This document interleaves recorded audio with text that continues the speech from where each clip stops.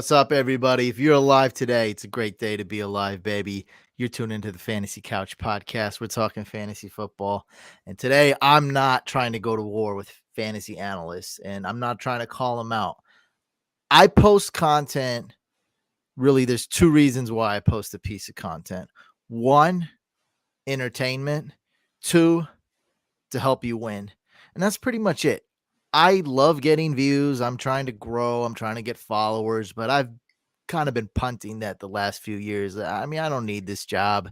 I just love doing this. I love having fun. And when Mike and I started this company, we wanted to be Bleacher Report. We wanted to be the next, huge company with 300 employees. And that's never going to happen. And I'm fine with that. We built a great community. So that's what I like going towards. So what am I talking about here? There's a lot of content out there now, right? And there's a lot of people doing what I do. I mean, there's so many pieces of content, and you got to realize that a lot of it, especially on Twitter, especially a lot of bigger companies, are just clickbait. So just realize that a lot of Stephen A. Smiths out there. He doesn't get paid for accuracy. He gets paid for being loud and getting ratings on TV and getting clicks. So a lot of clickbait out there. So even if you're looking at a fantasy analyst with a small following, such as myself, a medium following, I just want you guys to ask yourself this. How good of a player is this fantasy analyst that I'm tuned into? Like, I mean, does he even play in any money leagues this year? Is he more of a dynasty guy?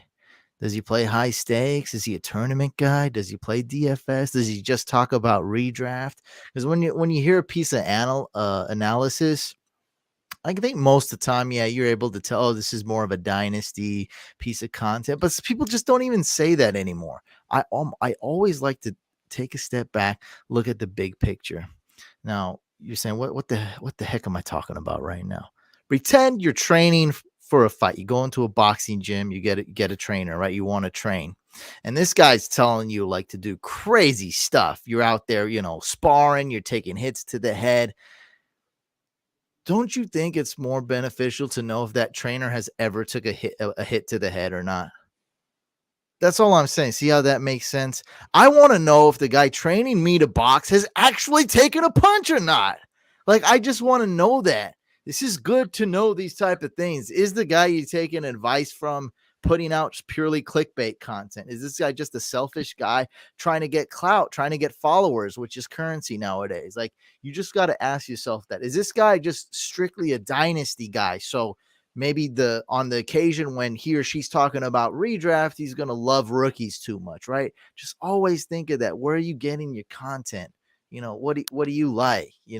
It's okay. Look, if I'm freaking boring, if you hate my face, if you think I'm a terrible analyst, that's fine. Like, I mean, I can't, there's no way I can argue against that. Everything I've done is it's online. I haven't deleted anything from my, amazing takes to my horrible takes. They're all on there. So you're the judge of that.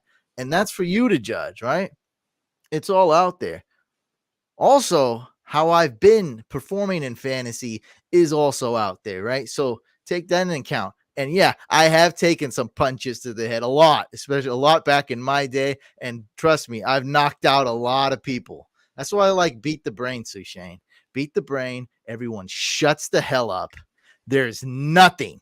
Trash talking doesn't work. $100 plus, me versus you in the ring, and we see who wins, right? There's just no BS. That's what I love. We can argue about going quarterback early. We can argue about RB0. We can talk about target share. You can show me any stupid freaking graph you want. You can bring up any analysis. You can talk about draft capital, but can you freaking beat me in the ring? That's what I think it's about. You want to at least know that the guy you're taking advice from can at least play, right? I mean, wow. First of all, what an opening. First of all, but I'm passionate about I would have to agree. The results speak for themselves. You're one of the people that in terms of the fantasy analysts, that I've been following for quite a long time now, a lot of years. And, the results are there. The proof is in the pudding. And I mean, we're about to get into this real quick, but you know, the proof is in the pudding. You're a good analyst, and on top of that, like you said, we may not be Barstool, we may not be Fantasy Pros or whatever, but you're building something amazing, and we have a great community. And the graphic that we have on the board kind of really highlights the combination of that, our community, and how your kind of analysis or expertise over the years has really just panned out. Yeah, and because I am a good fantasy football player, and trust me, I don't say this on every single podcast. I'm not like, oh, I'm so good. Nope. That if you listen to me, that's not me. That's a bunch of horse crap. That's not what I'm about. The results speak for themselves. This is what I'm about. I've said this a lot more times. I've lost thousands of dollars playing DFS. I've made stupid mistakes. People make stupid mistakes, don't admit them. I've drafted the Seahawks defense in round 6, 8 years ago. That's me. I've done that. I made the dumb mistakes. And I've also, more recently took down some pretty big tournaments. I've played a lot of high stakes. It's a different type of game. Okay. It's like, it's basically like I said, you're getting trained by, a boxer, someone's training you for boxing. They've never taken a punch in their life versus me. I've been with the pros, I've been, taking some blows. I have some professional fights under my belt. I've been knocked down. I've been knocked out. I have some KOs under my belt. That means something. So right here, we got the Throne League draft board up here. What I've learned from my professional career as a player, not analyst, is that you gotta throw this. One thing that there's just two things people always think is just so funny. They think they know how players are gonna do, and they think they're gonna win. Every time I talk to someone, they're always like thinking I'm in the playoffs, even though they're in the middle of a draft. Like right here, we're in the middle of round 11. You're always thinking, oh, we're making playoffs, we're gonna win, and you think how every player is gonna do. In reality, at least 2 out of 3 of your draft picks are gonna be bust every year. Like like we went through some teams where some teams had 0 or 1 player that panned out. Like that's more realistic than having every player pan out. I'm talking about Germ in our league. He's got it. It happens a lot. Like you have like a team where no one pans out versus it's just not going to pan out. It's not going to happen. So, well, how do you play fantasy? If you don't know how players are going to, I'll tell you how. I'll tell you, give up that power and you make smart decisions. And I've been putting this strategy into play for a long time, and it's really like I've honed it down, and I wrote you this heartfelt paragraph. I hope essay. I hope you felt the emotion in there. Oh, I did. I felt the emotion, and I took the advice to heart for sure. Yeah, it was not lovey-dovey. It wasn't that type of emotion like, hey, you're my brother. It wasn't that type of emotion. It was like, man, I think I found the right way to approach, some people's issues. So, let's go to the essay that I wrote you, and then we'll come right back to this draft board. So basically, Sushane is worried, and I was worried too, but more so was Sushane, worried about drafting too many rookies in redraft. And we know it's a problem. We've been talking about it on this podcast. Like, hey man, I don't want to, draft 6 rookies. That's a formula for a disaster, right? I draft 6 rookies. I draft 7 rookies in redraft. And we know like only one is going to pan out. It's going to be horrible. You're going to lose. And so how do we avoid that? And we're talking about, all right, keep it at 2 rookies max. And I was like, that didn't sit well with me because not all rookies are created equal, right? Like Najee Harris, he's a guy that I liked last year. That's not like your ordinary rookie per se. But like Donovan Peoples-Jones, that is like the type of rookie that you may want to, that's more of a dynasty pick last year. And so this is what I told them. Basically, I'm not going to read this paragraph, but I have it, just so you can see this is the original paragraph I sent Sushane, or essay. I was like, look, man, do your rankings. If you do, I know Sushane does rankings, his own rankings. So get your rankings or cheat sheet or my rankings, whatever like you want, right? Whatever you got. He likes to do his own rankings. So it's like, get your own rankings, try to be as non-biased as possible, and do this.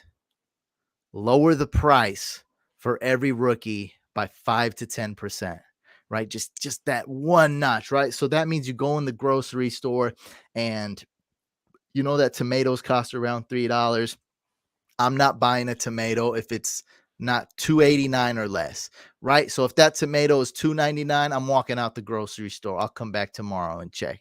That's what that means. This strategy actually works virtually all the time, and it works in virtually all investments. So when I buy crypto, I do the same thing. I never just jump in and buy, Bitcoin for the price it's listed at. I always put in a bid for a little 10% under.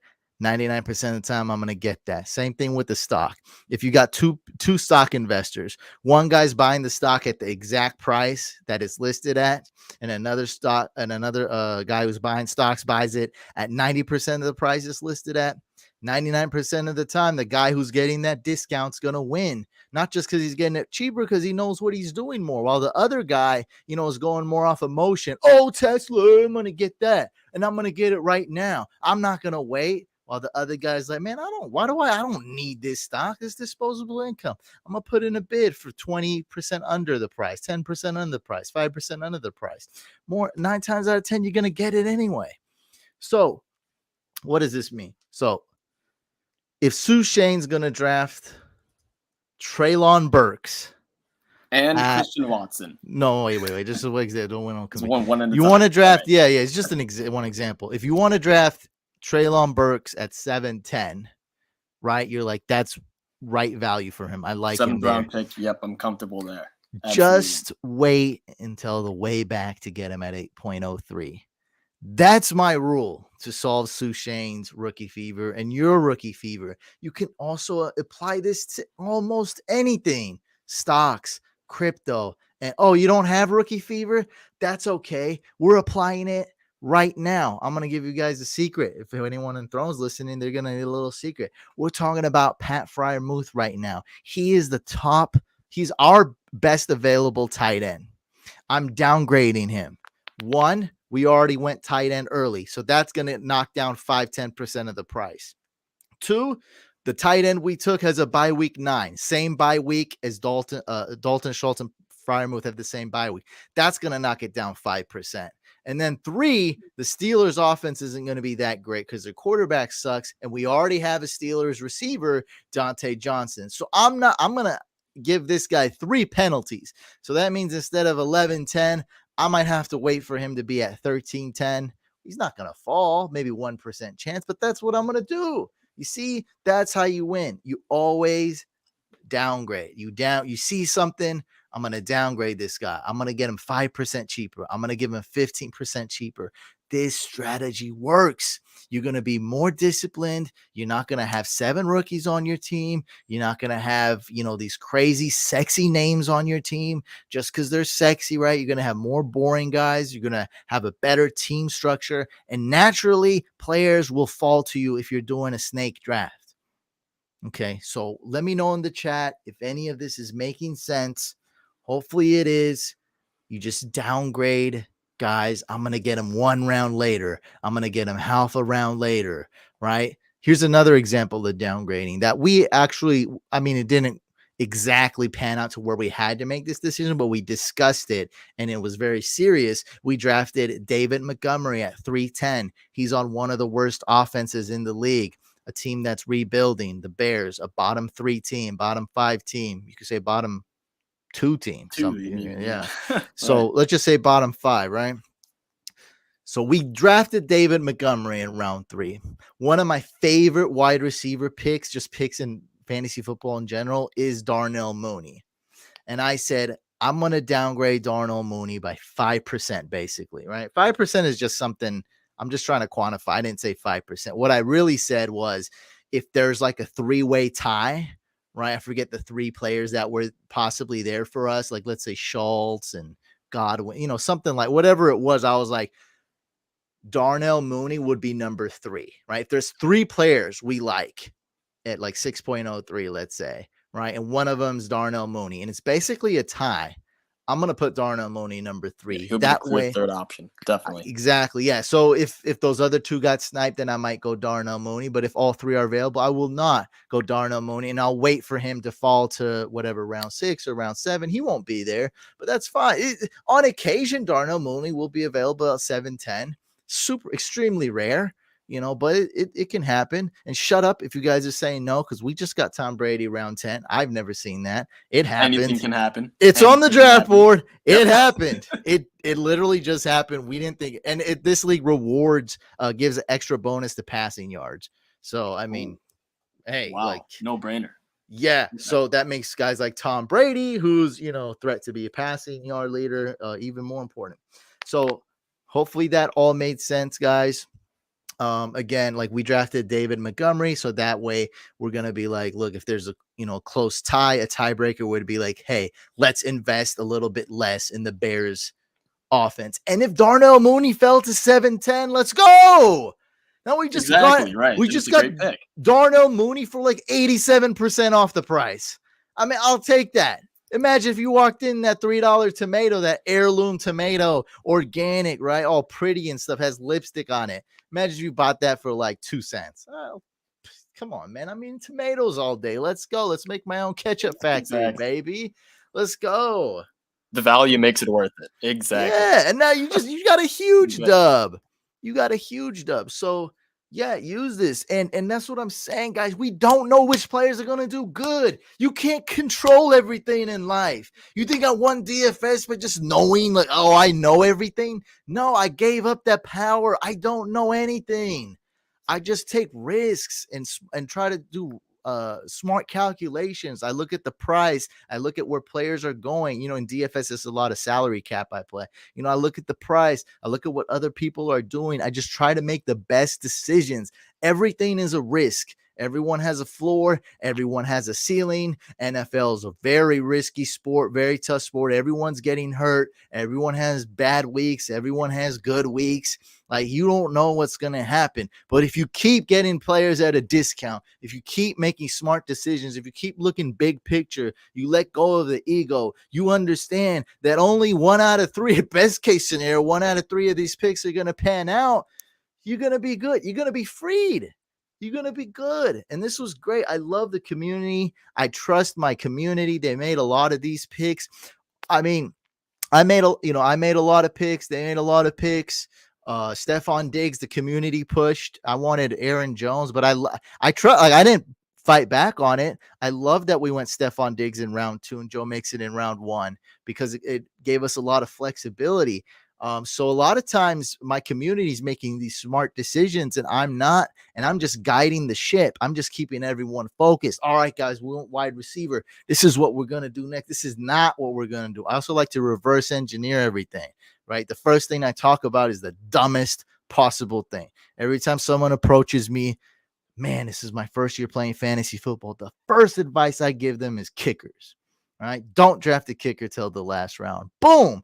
You already narrowed it down. We already narrowed it down. Like, what is there? 5-6 positions out there. Now it's 1 less. I say draft the defense, try to draft the defense in the second to last round. Boom. Now we're narrowing it down some more. Now I talk about quarterbacks and tight ends. See, I'm like, hey, you can get 1 quarterback, you can get 2. Try not to have them to have the same bye week. Don't worry about it. It's the biggest rookie mistake to go quarterback early. Like, I just narrow it down. So we start narrowing down. The Throne League is super fun. We draft all together as a community. I don't make the draft picks. I'm just the leader, and we make every pick as a community, one by one. I love doing it. Let's see. We got some noob comment here.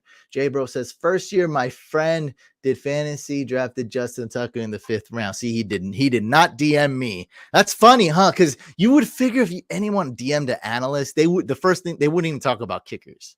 Yeah, they would not say anything about But did you see how I could have just saved this guy's life?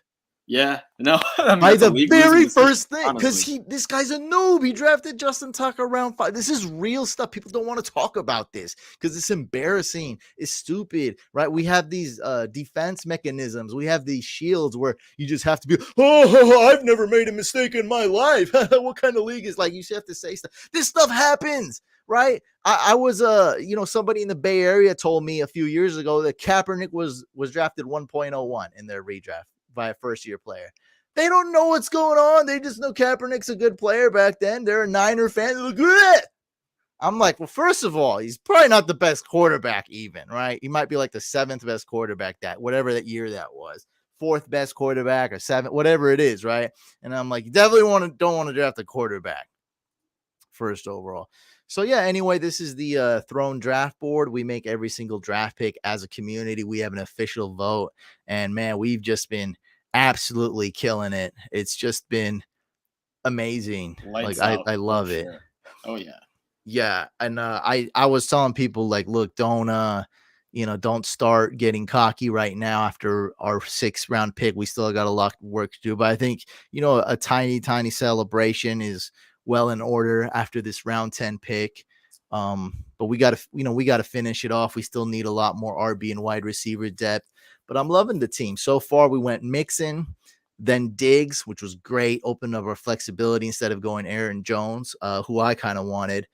David Montgomery, Deontay Johnson at 4.03.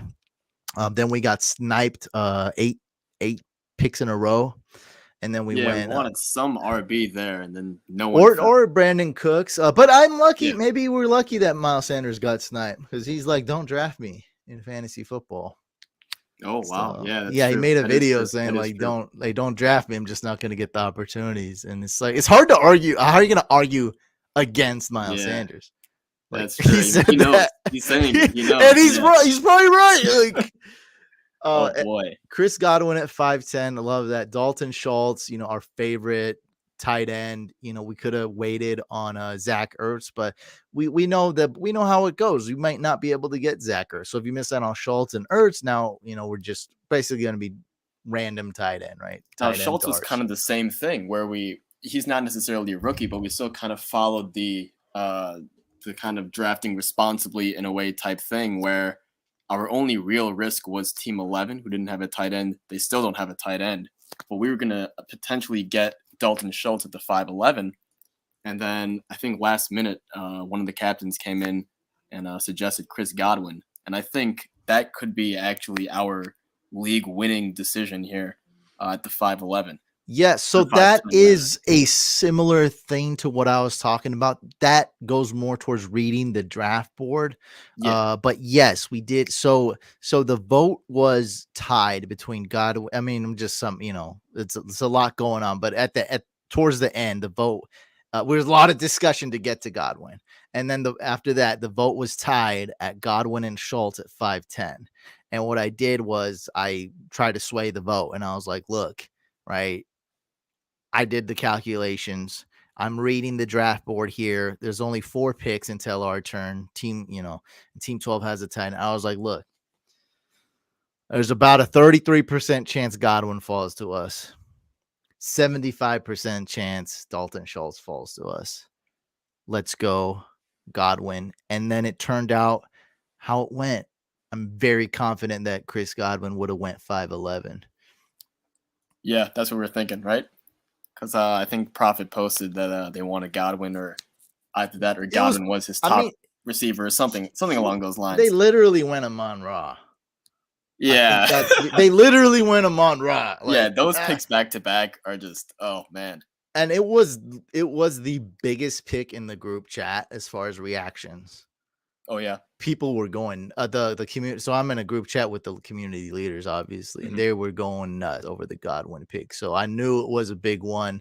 And yeah, like I said, the next guy pick was a wide receiver, and I mean, it was Amon-Ra. Like that's really early for him. So would have probably been Godwin there. He didn't go tight end, and we ended up getting our guy. So yeah, even if this team doesn't work, that's what I'm not excited about. Oh, we're gonna win and every pick is perfect. No, I'm excited that we're a smart community. We killed it, and I just love how we attacked everything and how we stay disciplined. while taking risks every now and then, right? Like every 4.5 rounds, we took a risk, right? Like it's like that. It's so awesome. And we got our guys, Tom Brady at 10.03. Love it. Right now on Instagram, everyone's commenting how they love the squad. And even the people, oh, I don't know what quarterback you're gonna get. Oh, we got the GOAT. Okay. So now they're just quiet. They're like, wow, this is pretty nuts, right? Christian Watson, you love that. Instead of getting him in round 8, We got him round 9, get him baby. round 9. That's how you do it. That's how you do it. He's Perfect. risky. He's like one of the riskiest players this year. 100%. That's at least get him around cheaper, right? So if he ends up getting 0 fantasy points this year, at least we got him at a 15% discount. Like, is that 15%? That could be 20%. If that you're could be saying 20, round, yeah, that could be close to that. Let's just say 15. So I already sound cocky on this podcast. Either way, like 15%. You say though, just drafting for value is just the way to go, the way to win. Yeah, and it's okay to take risks. It's okay to draft sexy players. Don't do it on every single pick, though. But if you get them for a value, then all of a sudden you're that's not. That yeah, risk, that's not, of course. But I mean, usually that sexy players don't go at a value. Like Tom Brady. Well, Tom Brady's being slept on this year. He's not a sexy player. He's not. He's not a sexy player this year. He's definitely not. Okay. yeah. He's the 7th, 8th, 9th QB off the board usually. He's going round 8. He's not trust me. That's one thing I study a lot is fantasy psychology. And so to win the tournaments, I try to draft players that I don't think people like. Right. People or polarizing players, this and that. So yeah, Tom Brady this year is just not sexy. And I mean, frankly, I don't know why. Yeah, he lost, some of his weapons, but I mean, it's just another example of a guy and it lost the coach. Like, I get it, but he's still being slept on. I mean, look, Aaron Rodgers is being slept on. I put the splits. I mean, he did really good without Devontae Adams the past 3 years. Yeah, I saw that. He was still very, very productive. Elite production from Aaron Rodgers. Putting up like 24 plus fantasy points. Like, come on. Yeah. Without Devontae Adams. And they drafted 3 wide receivers and signed another one to free agency. That's true. They still got a good offense. As long as Rodgers is there, I feel like he can still be a good quarterback. Good value there for that. I mean, that's again what you're saying. It's all about, where we're getting these guys. Even if Brady is the quarterback 7, 8, 9 or whatever, we've drafted him as, first of all, our 10th round pick. And I see so much red ahead of Tom Brady. It's just the value is there for us to we can even make a mistake and it will still be fine. It's such a low pick. Well, at least it's a less mistake. And I don't want to be like, oh, I don't know how any player's ever going to do. I don't want to be that guy, but I mean, hey, it's true. And that's the answer for Val. He says another good year for Peterson, hopefully not just one season. So, I mean, we discussed it, we don't know for sure, but what do we know, right? We know Mike Davis is gone. People are on this Tyler Algier train, but to me, he'd be a guy who'd be cut from rosters with a good running back room. So we got Tyler Algier. I think Damian Williams, right? He's on the Is it Damian Williams? Yeah. And honestly, I got this mixed up before. That's why I'm saying one of them's on the Cardinals. Yeah. Darrell Williams is on the Cardinals. Okay. Damian, and I'm double checking, but because I've made a mistake before, I'm double checking now. So Damian Williams is on here. He's gonna be the running back. I don't think Tyler Algier can pass him up. Like Tyler Algier's a camp body, but on this team, he'll suit up because this team sucks for sure. Because this is a bottom 2 team, the Falcons. So yeah, right. Damian Williams is the running back, and I mean, let's just say slightly better than Mike Davis. Right, well, last year, so or it's not saying much. So he's not great. So he's got Damian Williams and Cordell Patterson. I still think Cordell Patterson is going to get his. I also like the game script, right? Falcons are going to lose every game. They're going to be behind. They got to pass it. Little pass to Cordell Patterson. Yeah. A little dump off. So I like that he's game script proof. He's there. He said he's going to have the same role. And you know what? Like, maybe I'm wrong. But at 7-10, I like it, right? If I'm wrong, it's not that big of a mistake. Like, he's going in round 5, 6, and we got him late round 7. And keep in mind, also, we did this here. There's a few people pushing hard for Treylon Burks. What did I say? I did the same thing. I told everyone, look, he's a rookie. He's sexy. We all love him. Get picked, right? Running backs are going to get picked. And they did, because Team 12 was desperate for a running back. He just took the top 2 running backs that was on sleeper. So I was like, let's get our running back. We got a shot. We still got a shot. Maybe it's 25% chance. We got a shot. Treylon Burks will make it back.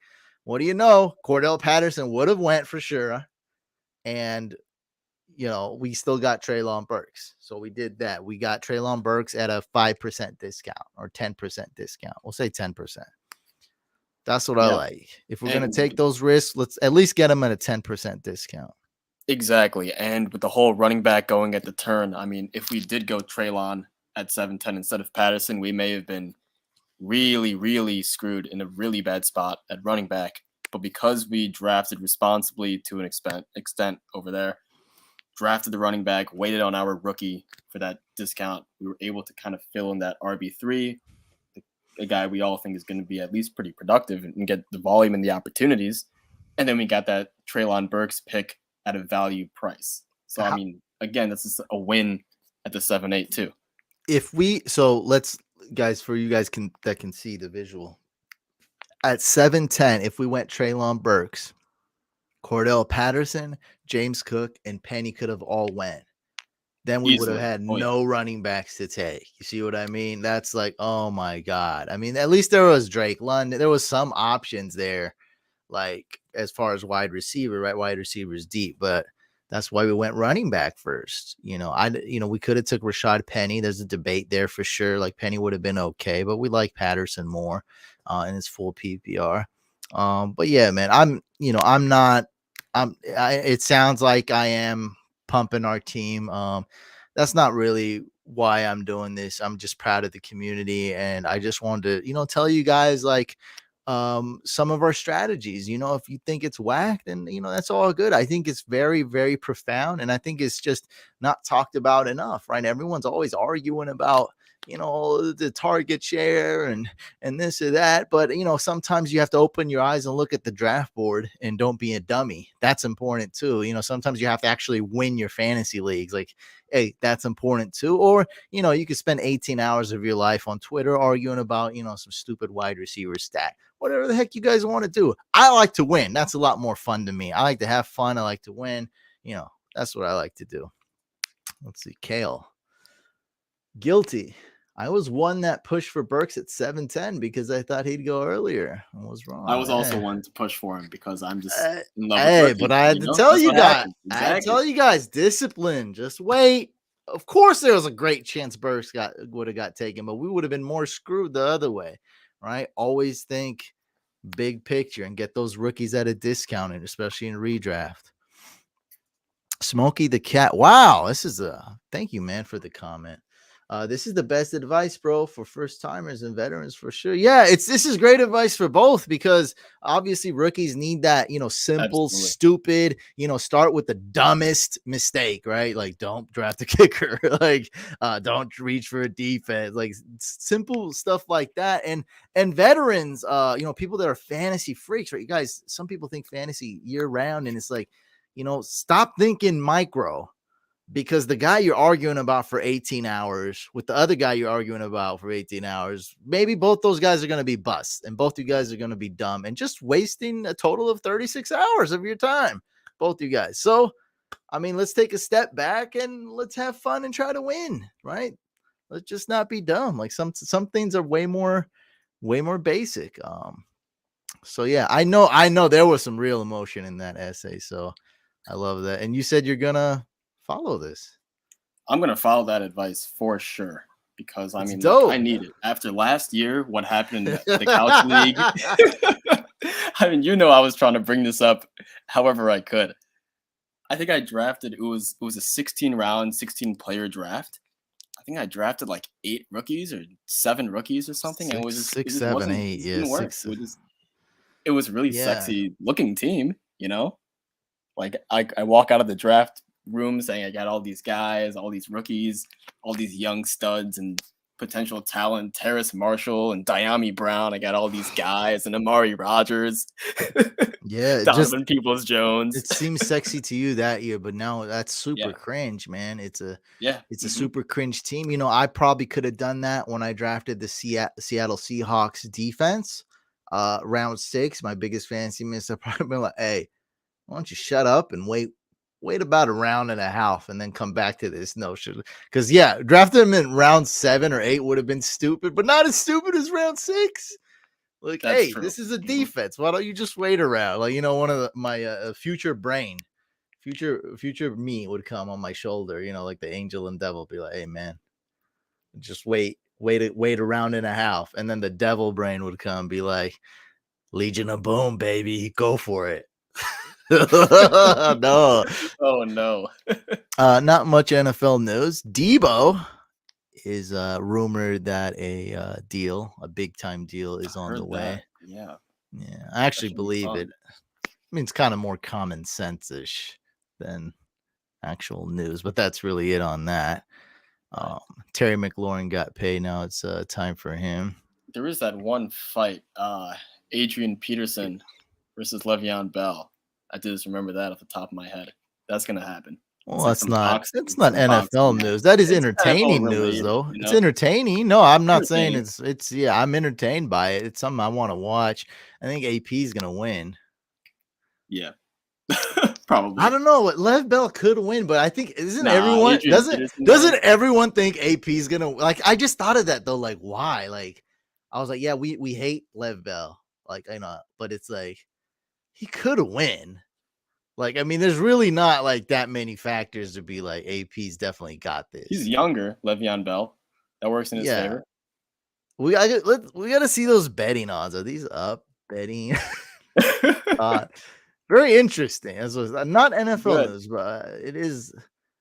It is interesting. How do you make those on the books? That's the thing. Like, really, like you're the guy who's assigned. Oh my God, we have it. Oh, there is betting odds. Yes. Very nice. I clicked it. It's coming up.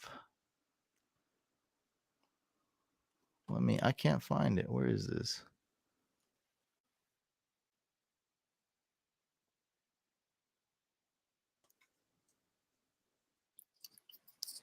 I see top tight ends and all this stuff. Either way, I don't know where it was. I found it. I guess Le'Veon Bell is younger. But you see that? You read it? Bell is favored over Peterson. Yeah. I saw that thing scan through. Oh my God. Okay, hold on. I think that's because of youth. I would go Peterson though because the power, wouldn't you say? I mean, just the style that they played. Everyone in the live chat, who's gonna win this boxing match? Adrian Peterson or Lev Bell? Can you read this? I've got some pro comps for you here. All right. I'm going Mike Tyson for Adrian Peterson because of the raw power. All right. And I'm going Floyd Mayweather for Le'Veon Bell because he's the patient, he'll wait for his shot. He'll pick and choose his punches. You're making this way tighter than it is. It's Mike Tyson and Floyd, like the two dopest boxers. Why not? Right? Let's do it. AP. It's so weird that we just automatically we want AP to win, so we just assume AP's gonna win. And then Bell is favored over Adrian Peterson, according to at least one betting site that actually site. Okay. Bell has betting odds of -175, which makes him the favorite over Peterson with odds of 135. Both players are about the same height, weight, but Bell is younger. He's 30, while AP is 37. Bell, he's known for that footwork. That is true. Could you say AP has terrible footwork? I mean, he's just one of the best running backs ever. Right. You got to have good footwork to be a good running back. That's Peterson gonna outlast him, even if it's only 4 rounds. Okay. The stamina, the endurance. By the way, Dustin does have some boxing experience. So, I don't know if his opinion is smarter than us, but I mean, he definitely has some experience behind his opinion there with the endurance. Lev Bell's been smoking. he's a smoker. AP's going to just outlast him. Hey, that one year he took off, maybe he's just smoking, man, just chain smoking, just out of shape. Everyone likes AP, but Kale Kale wants Bell. That's crazy. They got the betting odds out there. Nah, I was an indie wrestler. Well, I don't More know. experience than either of us, that's for sure. This is weird that I didn't even think about this fight. I was talking about training, like boxing training in the beginning of this podcast. Now we're talking about boxing. This is a crazy fight. I think I'm going to have to see this live. Goes full circle for sure. And I will also have to tune in, most definitely. I might be on Discord during the fight, so you guys can catch me live on the voice chat. Sure. Maybe. I don't know if we'll see. If I can. All right, sticking to NFL news. Deshaun Watson, NFL not likely to follow expected 6 to 8 game suspension ruling on Watson. So it seems like NFL's pushing for the minimum 1 year suspension. I think this is how I think of suspensions. As far as on Roger Goodell said, I'm like, look, man, they just want not the Ray Rice thing to happen. What can he say so everybody doesn't get pissed? He wants to make as many people happy, less outrage, minimize the outrage, make more people happy. He's never going to make everybody happy. Calm the storm. It's all about calming the storm as much as possible. Like he'll still get some storms covered, regardless of any decision he makes. He's already past the point. He's already the villain in this Marvel story. That's already set in stone. But, I think you got to have to give him a year. Yeah, that's what I'm thinking for public perception.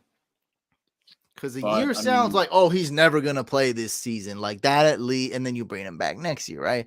That at least, like we won't see his face for a long time. Like that, I think that is like a good compromise. You bring him back 6 to 8 weeks. Imagine if they make the playoffs. Oh my God. Like, man, people are going to be so pissed. Like, there's going to be Bill Cosby memes. People's just going to be, yelling stuff in the stadium. Like, oh man, the microphone's going to be picking that up on national TV. All the stuff they'll be yelling. Like, it's just soon. The timings is too soon for them because, they're would be legitimate Super Bowl contenders, and you cannot have that type of face of the franchise, that type of icon on that type of stage representing the NFL. There's just simply no way. Is this true? Jazz says depends if they want to give Watson any last year. He just Jazz just made that up, right? Yeah, that ain't. See, that's how you don't calm the storm. Oh, he didn't play last year anyway. You just let him. Let him book more massages. Like, nah, you can't just. It's all about public perception. That's like literally, what this is like for the NFL, right? Because they're not a legal type of decision making thing. Their decision making is what's best for the NFL and what's best for the look of the NFL. And if that's 1 year, if that's 2 years, if that's 6 to 8 games somehow, which I don't think it is. I think most people would agree 6 to 8 games would not be a good PR look at all. That's what they're going to do. They're going to do what's best for the NFL. Yeah, so there's a judge. What is her name? Sue, I think. And so there's basically two sides and like an arbitrator judge in the middle. And so, the NFL, Roger Goodell and the NFL is definitely going to be pursuing at least a 1 year suspension, while the other side, the NFLPA, they'll probably pursue the 6 to 8 games. I don't think it's going to be 6 to 8 games. Zeke got suspended 6 games, and that was only one accuser, and it was dismissed by a lot of reportings and the criminal trial, civil trial. I don't think nothing happened there was as far as the law with Zeke, and he still got suspended 6 games. There were also text messages from the girl that came out saying that she was trying to get money from Zeke. So it was definitely more clear in favor of Zeke than anything even close to Deshaun Watson. There was a lot of evidence that Zeke's was bogus. And I'm not saying that it was. I'm just saying like it kind of seemed like it was, it was more believable that Zeke's was more of a nothing. Like nothing 6 happened. games seemed harsh for what we know at least. Yeah, so know? they can't, and hey, maybe something did happen, but that's not how when I was reading it and looking into it, it didn't seem like that. And so if Zeke at 6, I'm not trying to dismiss, the accuser or Zeke situation, but we need something to compare this. We need a baseline. So Zeke got 6 games for that. And this guy's looking like, he did he did a lot of worse Way stuff. He's worse accused with of doing way a more. lot of worse stuff. So 6 Yeah. games, come on, with the minimum. 6 is minimum, by the way, guys. And so That's the floor. That has to be the floor. that is the floor by rule. So the only way you can get below 6 is if he appeals. And my God, please don't appeal 6 games, Deshaun Watson. Like, don't. Yeah, come on. Now the storm is not calm if Deshaun Watson is appealing a 6-game suspension. That's the storm is brewing. Yeah, the storm is potent, man.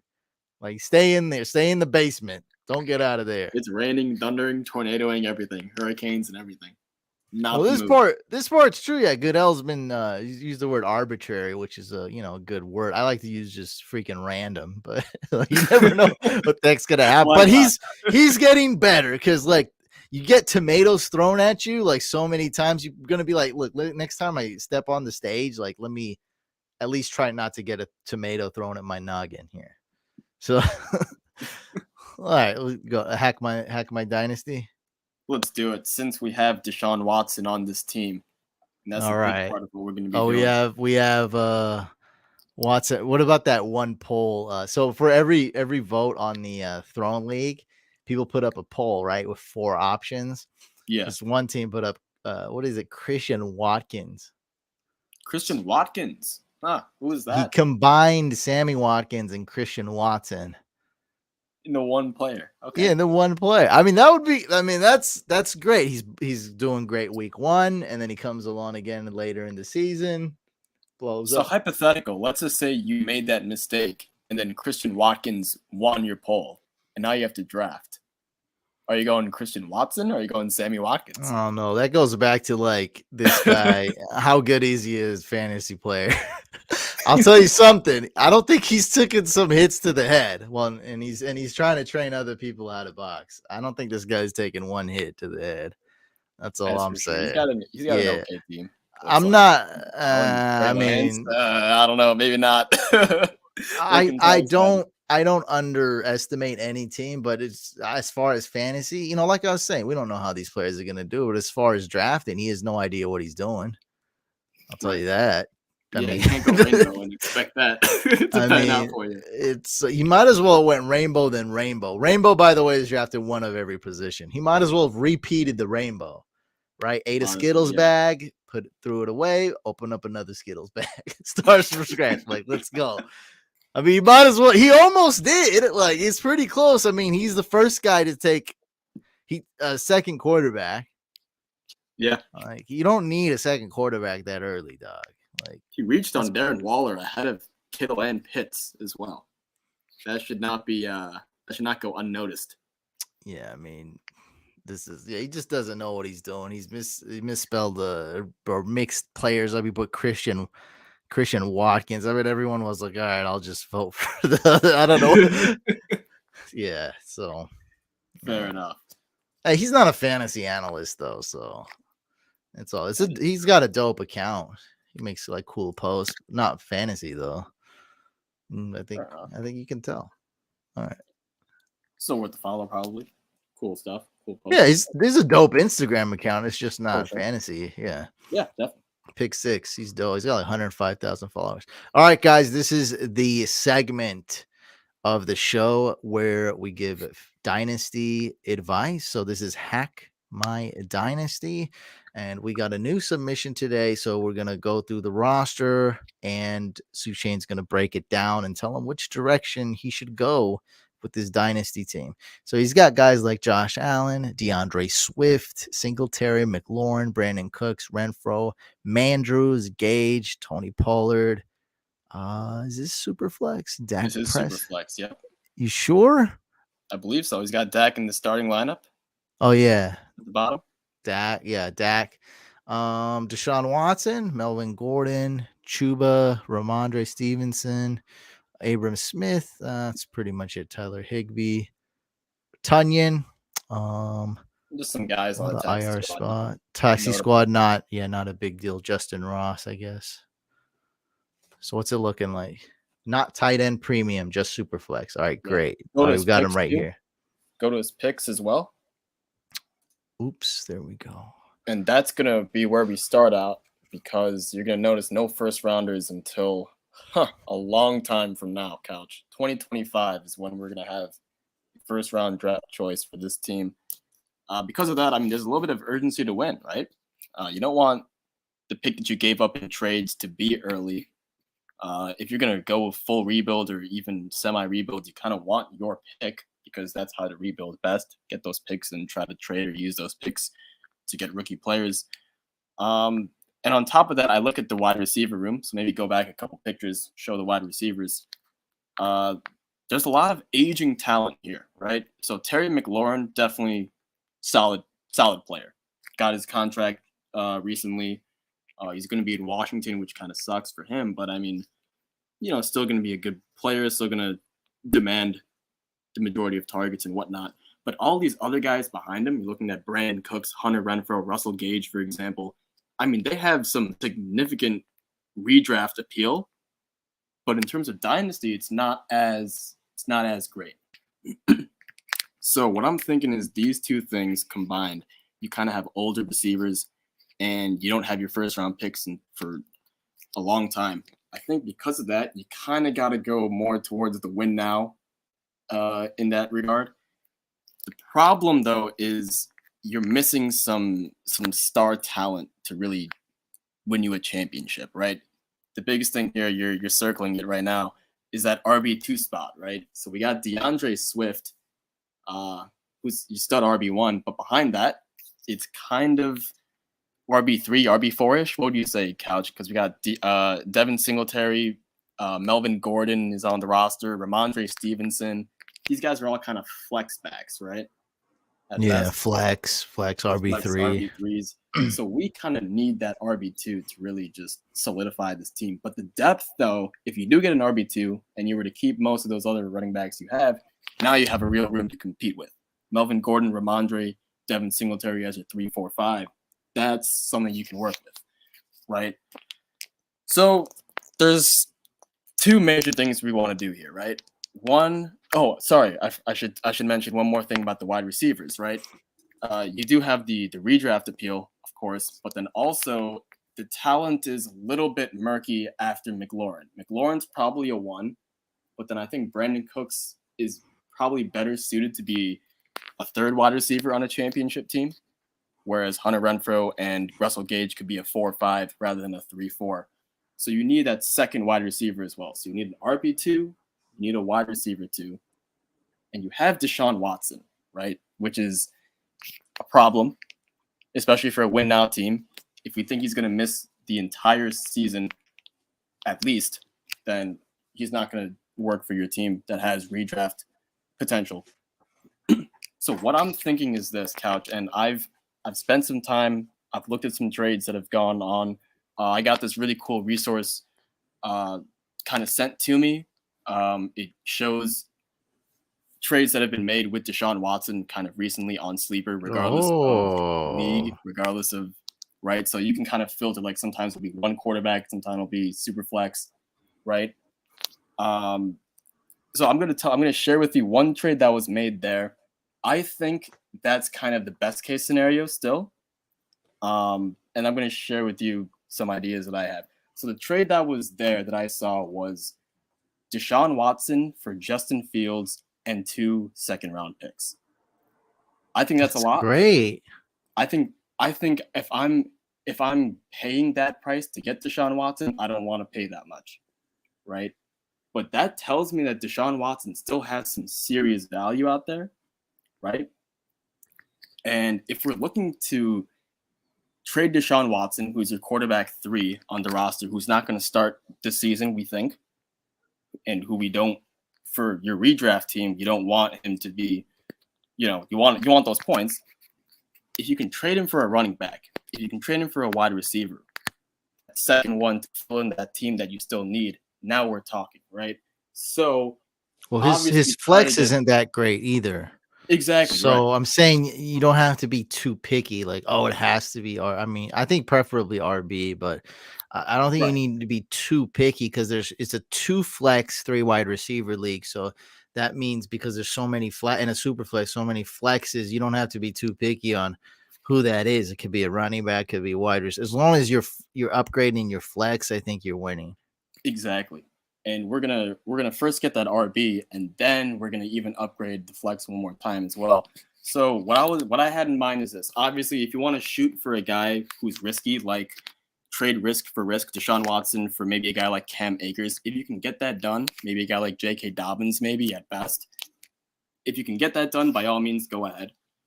I think something more realistic might be a guy like Leonard Fournette. He's older. He's still got that redraft appeal. Because he's an older running back, he's going to be ranked lower on Dynasty rankings, on Dynasty trade charts, trade calculators, whatever resources people are using to calculate their trades. He's going to be ranked a little lower than what he should be for at least your team, who's win now.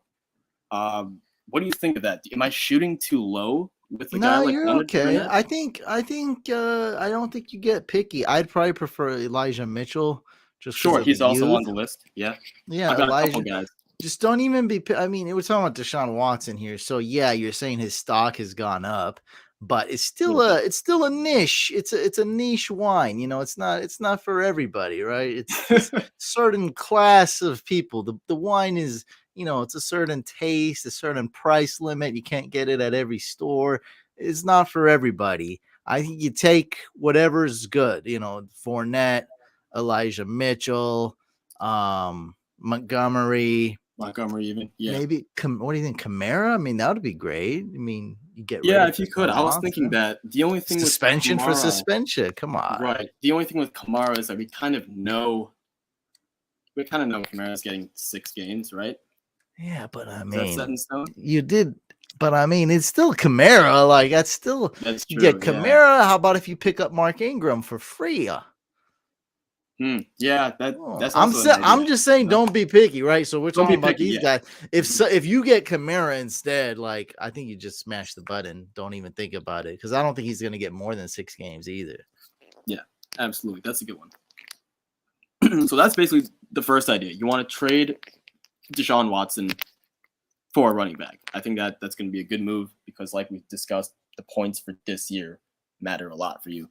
The second move I would do is then to upgrade. This is more of like a championship to kind of put your team over the top type of thing. And again, this is also essential for your team because you don't have those first round picks. So you kind of need to win it all real soon, right? So what I'm going to have you do is I'm going to have you take either Josh Allen or Dak Prescott. Probably it's going to be Dak Prescott because Josh Allen is just too difficult to trade, especially if you want to have like a championship team. He is the QB1 for a reason. If you can take Dak Prescott, though, and downgrade him to a guy like Mac Jones or Kirk Cousins, and also pick up a receiver, maybe someone like Juju Smith-Schuster, or maybe an aging guy who's still really good like DeAndre Hopkins. If you want to shoot a little lower, maybe Allen Robinson, Chase Claypool, guys like that.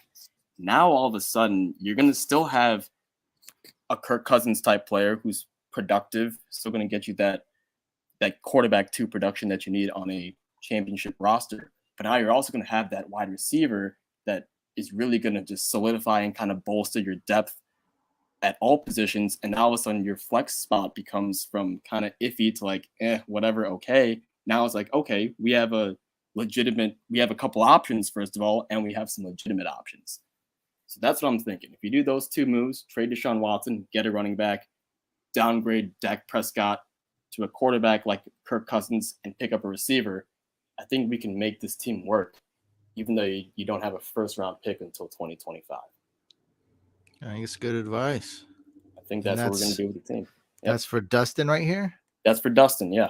All right, man, Dustin. Hopefully that was good. Let me know what you think. Yeah, guys, man, that was quite a podcast. That was great. Right, an Started off hour. with a great monologue and Right at an hour. Love it. 1 hour exactly. We're almost on the clock. Yeah, if you guys aren't enthroned, man, hop on. We're voting on every single pick. Right after this, we're gonna do a similar thing for high stakes dynasty. So it's gonna be awesome. We'll have a vote for every single dynasty pick. Can't wait for that one. Hey, it's my money, $250, and it's your guys picking. I'm gonna have even less to do with that because I'm gonna be so like stressed after throwing. So I'm gonna let Sushane kind of take the lead on that and other captains, and we'll vote every single pick. It'll be freaking awesome, man. So check us out in the Discord. Thank you guys for tuning in. Oh, before you hang up your couch, I will say one thing.